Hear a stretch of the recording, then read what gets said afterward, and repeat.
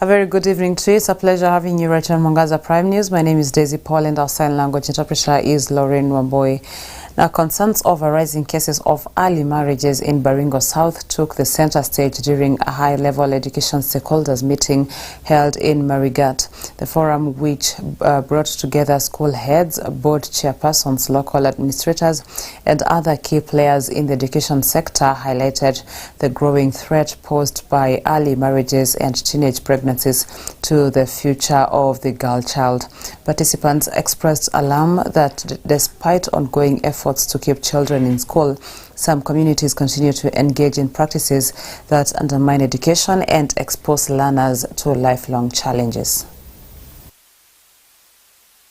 Concerns over rising cases of early marriages in Baringo South took the center stage during a high-level education stakeholders meeting held in Marigat. The forum, which brought together school heads, board chairpersons, local administrators, and other key players in the education sector, highlighted the growth threats posed by early marriages and teenage pregnancies to the future of the girl child. Makutani Sub-County Deputy County Commissioner Mike Wangila raised concerns over the role of some stakeholders in perpetuating the problem, noting that cases of early marriages and pregnancies are sometimes poorly handled or even concealed. Tunasema mambo ya early marriages.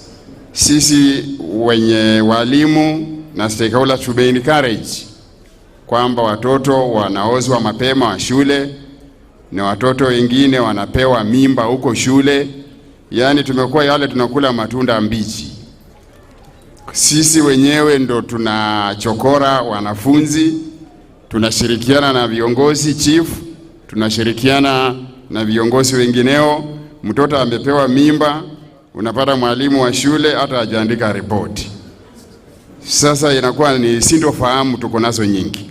He challenged teachers and school administrators to take responsibilities by promptly reporting incidents and protecting learners under their care.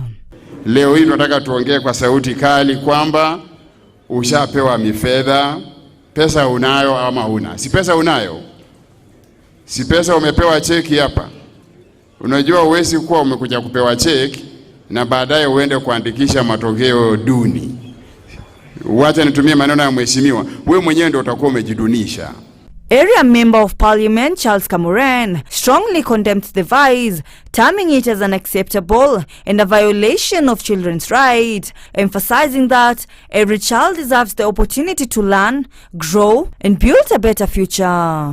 Mimi nikiwa mjumbe ni kwamba ninatoa mwito kwa watu wangu kwamba early marriages, any pregnancy unnecessary to any going school child, please can we stop that behavior? Can we also reason and do what other Kenyans are doing? Let us give opportunities to our daughters, to our children, to our girls to proceed with their studies. Let us see what they have, their potentiality in future. Let us build them, let us support them. Reporting for Mwangaza Prime News, Margaret Kamau. The Council of Governors is investing in data in its push to reduce maternal and prenatal deaths across the board, with governors now leading weekly meetings that review the situations in all 47 counties. In a meeting to review progress made 8 months after launching a key dashboard that contains reports from all counties and steps taken so far to reduce the deaths of mothers and babies, it was reported that a majority of the counties are reporting fewer to sometimes zero deaths over days or even months, as the goal to reduce maternal and prenatal deaths gathers pace. The Council of Governors stands firmly with you in this journey. We remain committed to supporting counties in strengthening health systems and ensuring that the promise of safe motherhood and newborn survival becomes a reality for every Kenyan and family. Our wish that in the next 10 years we would actually reduce these numbers. I would be the happiest person in this world, so that every mother is given a chance to thrive and every child is given a chance to live. You people, the champions that are seated here, you started small, but we are here to celebrate the big milestones that you've done. Saving lives is not easy. You can imagine all of us seated here, we are a product of someone that went to the delivery room to save us when our mothers were giving birth. Supposing there was negligence, supposing we had people that do not have the calling, where would we be? So on a daily basis, if there's anything that you should actually encourage yourself on a daily basis, when you wake up in the morning, please speak to your subconscious mind that you're not doing this as a job. You're doing this as a calling to save humanity. And the challenges that befall you, you will be able to surmount them.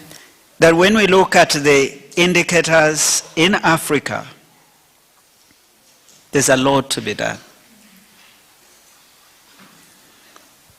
Our leaders made commitments. You go to almost every country in Africa, the target they have for 2030 is almost the same. For maternal deaths, for under 5, for the newborns. But in terms of getting there, we are at different phases, different stages in the continent. Nakuru Senator Tabitha Karanja has dismissed the county governor's allegations that poor service delivery at the Naivasha Level 4 hospital is due to the accrued debt by the Social Health Authority. Karanja noted upon requests of debt owed by SHA to the facility, the bills lacked necessary documents that would facilitate prompt payments. She said the county had failed to reimburse back funds collected from hospitals in the county to improve key infrastructure, including modern diagnostic machines, as stipulated in the law.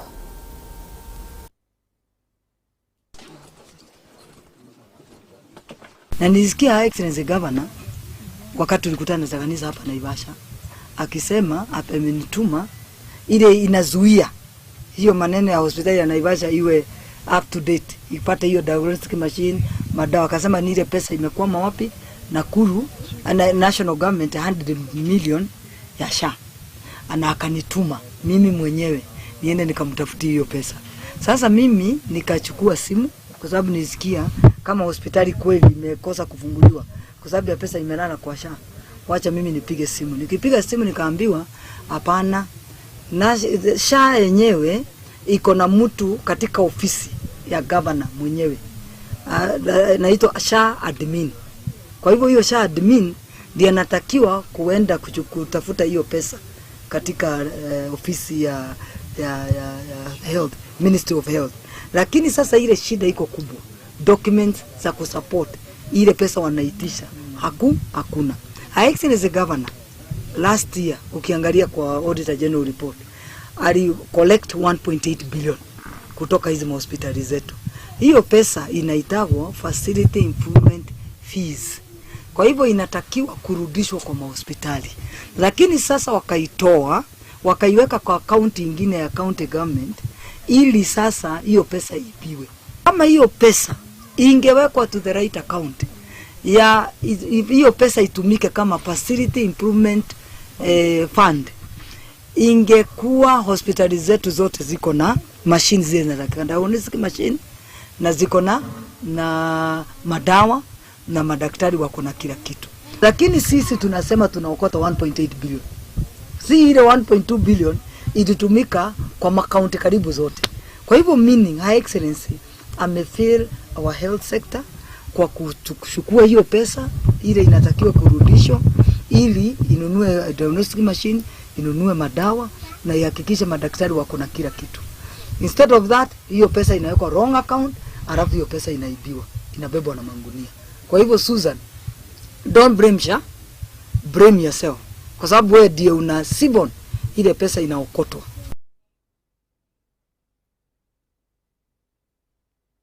The county government of Kericho has rolled out 100 NeoGuard devices to public health facilities in a 3 million Kenyan shillings investment aimed at strengthening newborn care. The system launched at Kericho County Referral Hospital enables continuous monitoring of vital signs in newborns, allowing for early detection of complications and timely intervention.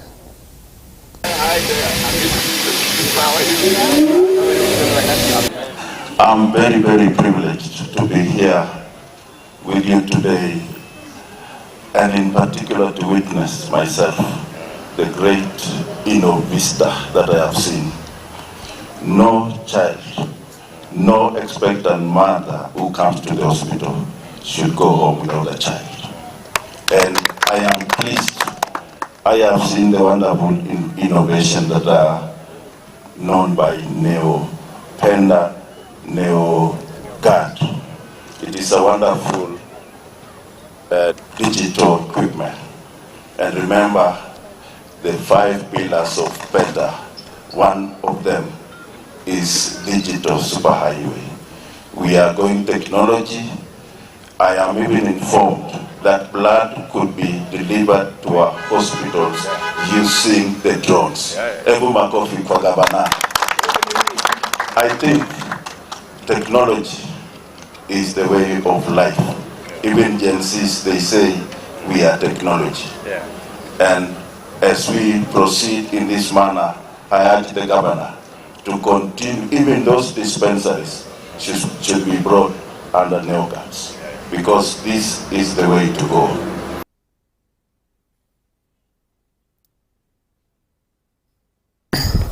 Imenti South Member of Parliament Dr. Shadrack Mweti has officially launched a bursary scheme for students from underprivileged families, emphasizing the importance of supporting education for communities in need. Speaking during the donation of over 36.6 million shillings for scholarships, Mweti explained that his support for the current government stems from its efforts in implementing development projects.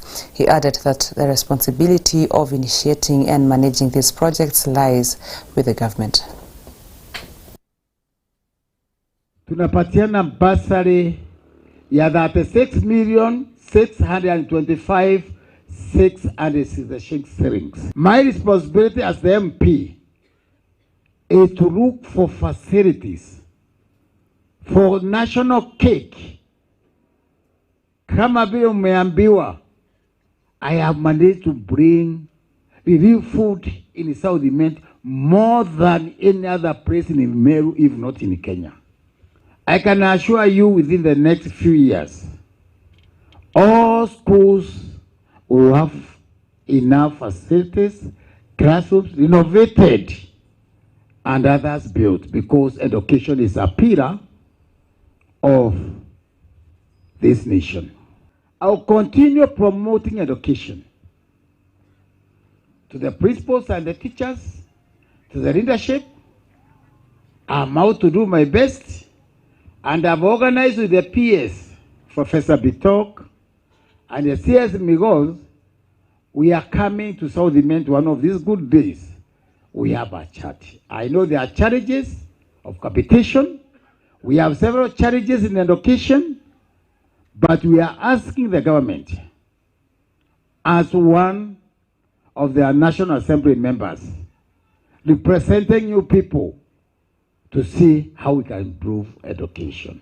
I have been able to have Mount Kenya East institution at Morongurune Kionyo. In addition to that, I went ahead and fought for Mitungo TVET to be a national polytechnic. So now it is Mitungo National Polytechnic. The Igoji Boys land is almost sorted out, and we are due to start TVET at Igoji one of these good days. Koja nitoe shukrani kwa His Excellency the President, the Deputy President, and the government of Kenya for the support they have given us.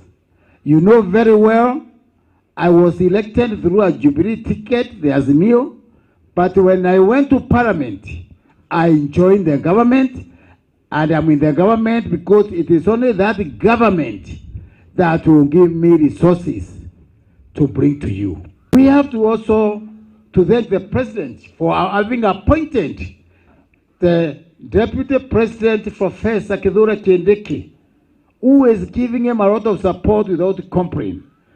A leader requires a support. Salma Osman Gureye, Somali national, the accused in a case of a conspiracy to defraud and giving false information to a person employed in public office that involved a $394,209 fraudulent scheme, has been charged at Makadara Law Courts before Principal Magistrate Gilbert Shikwe. ODPP requested court to detain the culprit for 10 days to allow more investigation since she was a flight risk suspect. The suspect was released on a bond of 1 million or cash bail of 200,000, and the case will be mentioned again on 2nd June 2026, where the ruling on bond terms will be also determined tomorrow whether the suspect will be released on bond or detained in custody.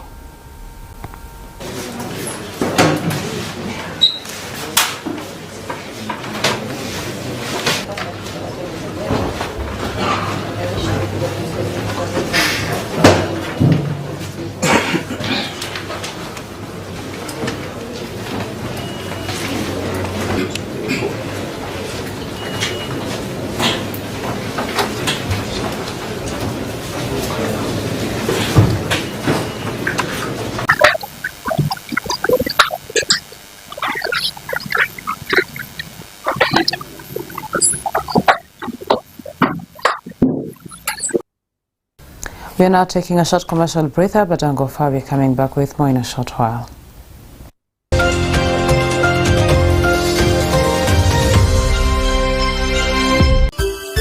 Unatazama Mwangaza TV, tumaini lako.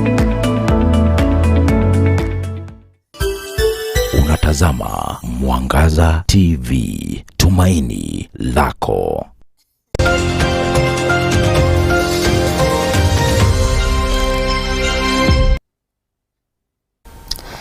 Masai Mara University in Narok County is well positioned to help drive innovation in the environment and tourism sectors, a move that will help Kenyans make strides in those sectors. The Chief Executive Officer of the Kenya National Innovation Agency, Dr. Tony Mwangaza, while speaking during the official opening of Innovation Week at the university, also indicated that the agency is working closely with universities across the country to further strengthen innovation matters.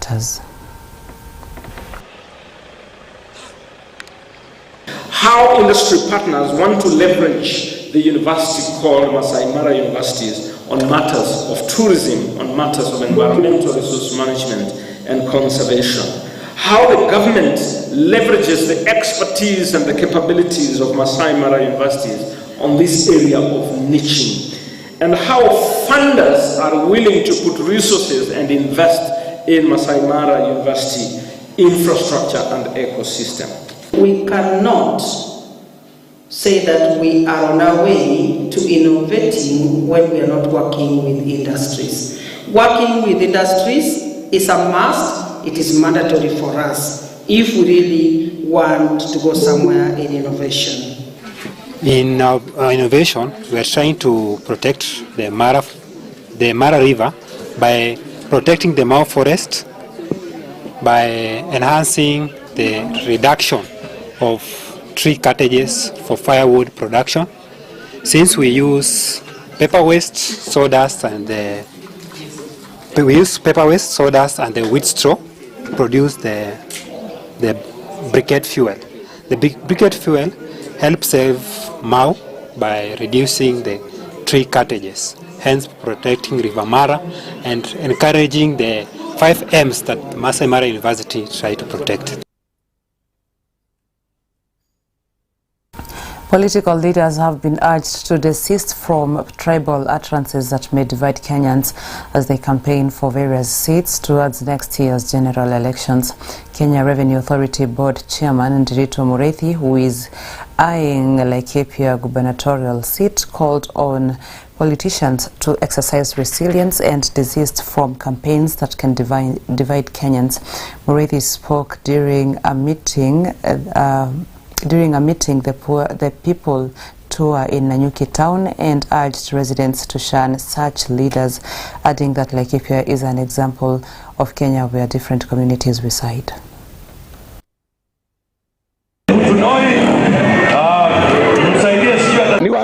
zangu, please, this is your country.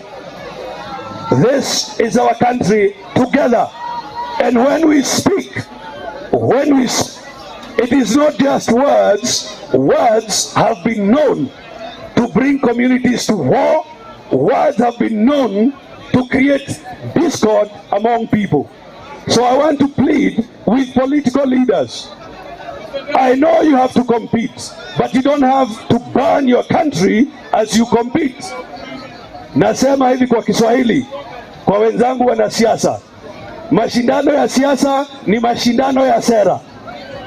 Political competition is about ideas. Kwa hivyo sana tunapofanya mikutano na kuzungumza na Wakenya, tunapojaribu kuwashawishi njia moja au ingine, tukumbuke hii ni Kenya yetu, na tukumbuke kwamba hapa Laikipia nchi wote wa Kenya wanaishi hapa.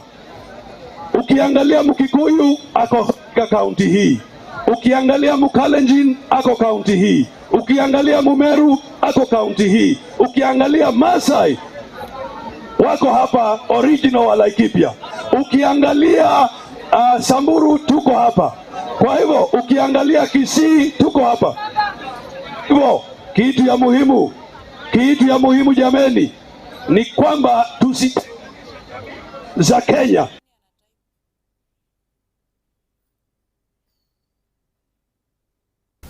Thank you so much for your time, and thank you to the team that has made this a success. I am Daisy Paul, and Lorraine Wamboy is our sign language interpreter. On behalf of the entire team, we wish you a good night.